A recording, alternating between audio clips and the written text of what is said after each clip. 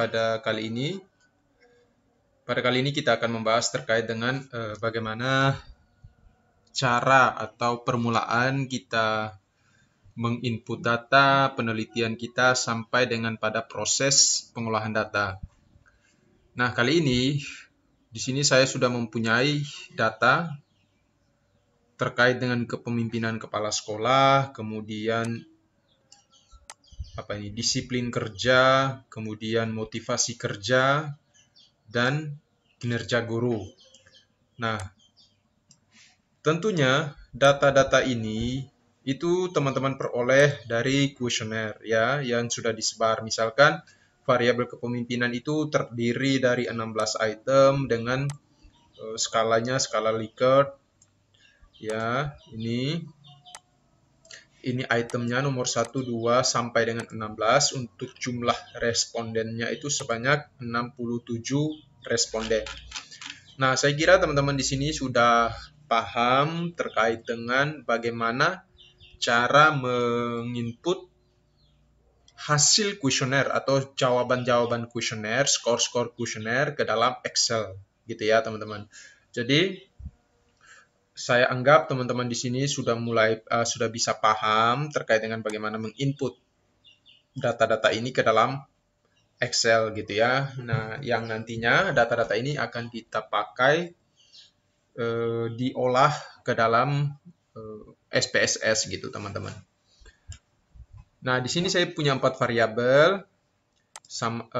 Masing-masing variabel itu sudah ada skor-skor jawabannya dari masing-masing item dan juga setiap atau masing-masing responden gitu ya. Contoh, di sini responden pertama ini untuk item pertama dia menjawab 4, item kedua ini sampai dengan item ke-16. Total skor yang diperoleh itu sebanyak 64 ya, 64 skornya, skor totalnya, skor akhirnya. Kemudian responden kedua itu untuk item pertama, item kedua, item ketiga itu jawabannya seperti ini, teman-teman. Hingga mendapatkan skor akhir sebanyak 58. Nah, begitu seterusnya sampai dengan responden ke-67. Begitu juga dengan variabel disiplin kerja. Responden pertama itu jawabannya ini 1 sampai dengan item ke-15 dengan total skor 59. Kemudian responden kedua seperti ini juga jawabannya hingga mendapatkan skor 50 gitu ya. Gitu juga dengan variabel motivasi kerja dan kinerja guru. Nah, data-data ini tentunya teman-teman dapat dari penyebaran kuesioner, hasil kuesioner yang disebar gitu ya. Nah, selanjutnya ini kan kalau teman-teman mau ngolah menggunakan SPSS, maka kita harus membuka program SPSS-nya dulu. Nanti terkait dengan uji statistik yang digunakan itu seperti apa, itu kembali lagi kepada penelitian teman-teman gitu. Nah, setelah kita menginput data atau memasukkan data kuesioner ke dalam Excel, kita buka SPSS. Nah, di sini kan masih kosongan. Nah, kita butuh apa saja nih? Ya, butuh apa saja variabelnya. Misalkan ini ya. Ini kan kita baru punya variabel penelitiannya, ya, variabel penelitian. Misalkan teman-teman di sini punya yang namanya jenis kelamin. Ya, teman-teman tulis saja jenis kelamin. Ini ingat, bukan di sini.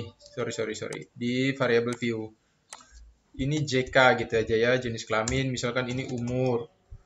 Kemudian ini pendidikan. Nah, untuk saya anggap cukup ya. Untuk karakteristik responden nanti tinggal teman-teman menyesuaikan karakteristik responden atau identitas responden yang dibutuhkan dari penelitian teman-teman itu seperti apa. Misalkan seperti ini. Nah, selanjutnya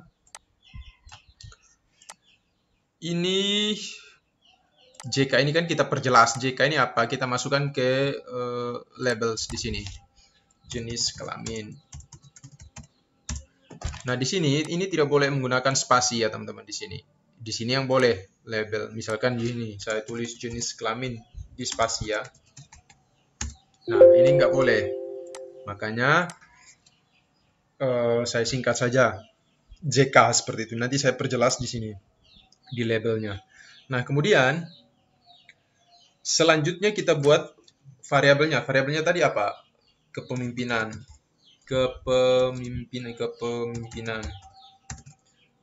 Kemudian disiplin. Kemudian motivasi. Kemudian itu kinerja. Nah, saya perjelas di sini supaya lebih jelas gitu ya, teman-teman. Ini kita nolkan saja desimalnya. Ini kepemimpinan kepala sekolah.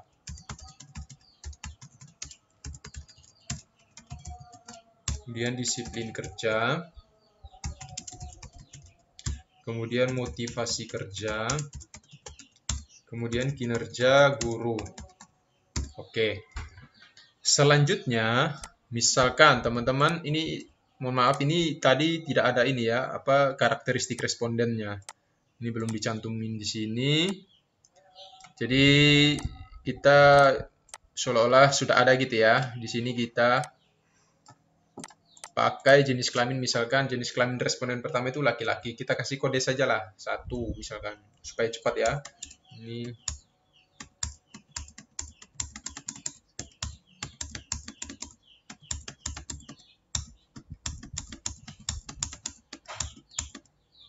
saya pakai contoh 30 saja ya teman-teman. Nah, 30 saja. Kemudian ini saya nanti sesuaikan dengan umur responden teman-teman. Nah, misalkan seperti ini ya teman-teman.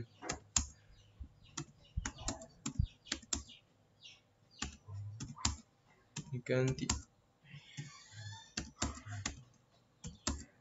Nanti sesuaikan ya teman-teman.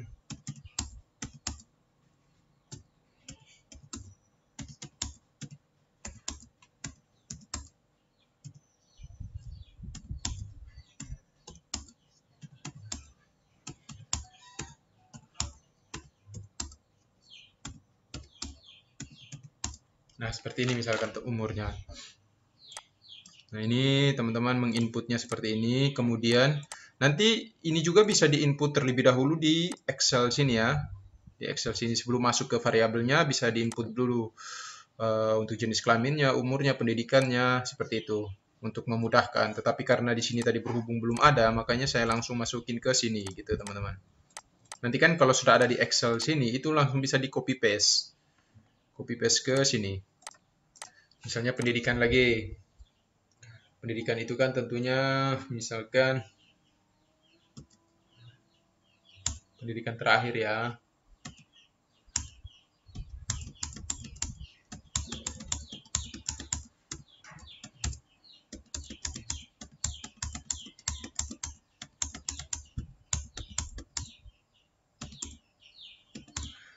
Oke, nah kemudian ini kan masih kode-kode nih untuk jenis kelamin dan pendidikan. Nah, kita ubah di sini teman-teman. Kita ubah di values. Kita kasih keterangan di jenis kelamin tadi. 1 itu apa? 1 itu laki-laki.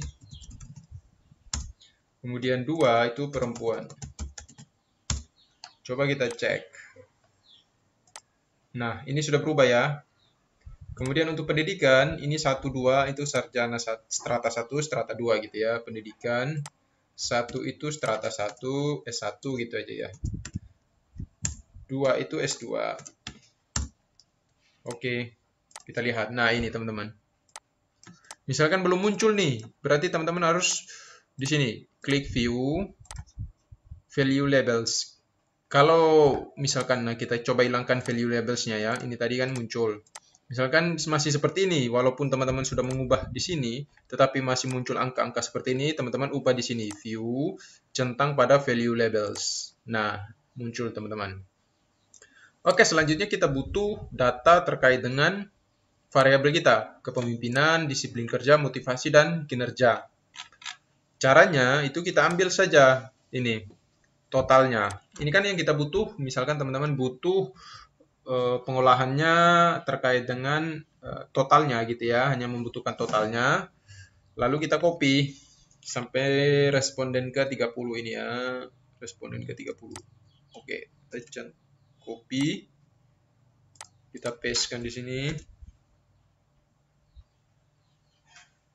Oke, kemudian variabel disiplin kerja.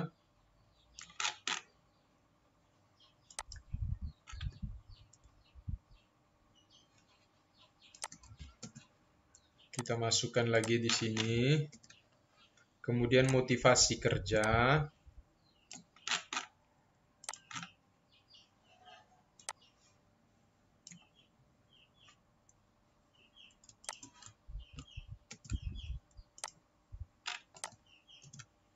Masukkan, kemudian kinerja.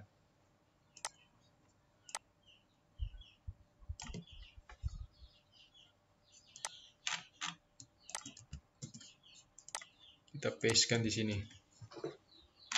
Nah, sudah jadi teman-teman.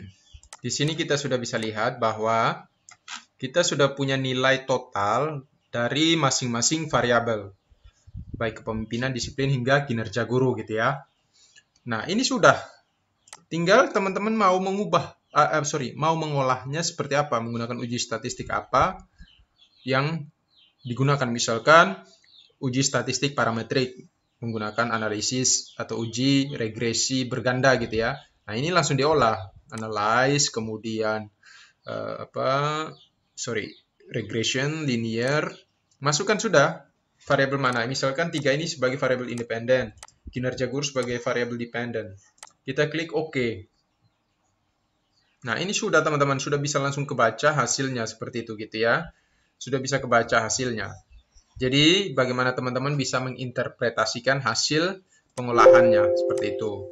Ini sudah siap untuk diolah. Nah, kemudian kalau teman-teman ingin mengolahnya menggunakan analisis uji non parametrik, itu teman-teman kan tentunya ubah dulu ini menjadi kategorik. Misalkan variabel kepemimpinan itu, kepemimpinan kepala sekolah dikatakan baik itu jika nilainya berapa-berapa, kemudian disiplin itu dikatakan baik atau tinggi itu nilainya dari berapa sampai berapa. Nanti teman-teman transformasi dulu menggunakan menu ini, transform. Misalkan record into different variable. Nah, itu teman-teman pakai untuk mengubah data numerik ini menjadi kategorik untuk mengolahnya menggunakan uji statistik non-parametrik begitu ya. Jadi setelah semuanya ini terinput, ini data ini sudah siap untuk diolah. Nanti untuk bagaimana caranya mengubah data numerik ke kategorik itu ada di video saya yang sebelumnya yang sudah saya buat. Itu teman-teman bisa menontonnya kembali gitu ya. Oke, saya kira ini yang bisa saya sampaikan teman-teman, bagaimana cara proses menginput data sampai dengan proses pengolahannya. Ini datanya sudah siap diolah gitu ya. Oke, misalkan teman-teman mau mencari distribusi frekuensi dari jenis kelamin, umur, pendidikan, itu analyze, deskriptif statistik, frekuensi, masukkan ini 3 misalkan. Misalkan mau carinya apa aja, min misalkan. Oke. Nah, seperti ini teman-teman. Laki-laki ada berapa, kemudian pendidikan yang S1, S2 itu ada berapa. Untuk umur, itu teman-teman kalau memang butuh pengkategorian, harus dikategorikan dulu, gitu ya. Misalkan, kategori umur 30, 20 sampai 30, 31 sampai 40, 41 sampai 50, 50 sampai 51 sampai 60. Itu nanti pengkategoriannya itu sama seperti ketika kita mengubah data numerik ini menjadi kategorik menggunakan menu transform, record into different variable atau into same variables gitu ya. Untuk mengubah, memasukkan, oh ternyata yang kategori umur 20 sampai 30 itu ada sekian responden. Kalau ini kan masih mentahannya, jadi kita belum bisa melihat kategorinya gitu, teman-teman, berdasarkan kategorinya. Kalau ini kan masih mentahan. Jadi nanti ketika teman-teman punya 1000 atau 100 orang, maka itu kan akan kelihatan banyak sekali. Jadi paling tidak harus dikategorikan seperti itu. Oke, saya kira seperti itu teman-teman apa yang bisa sampaikan pada kesempatan kali ini. Semoga video ini bermanfaat. Nantikan video-video tutorial lainnya terkait dengan analisis dan pengolahan data. Sekian dan terima kasih.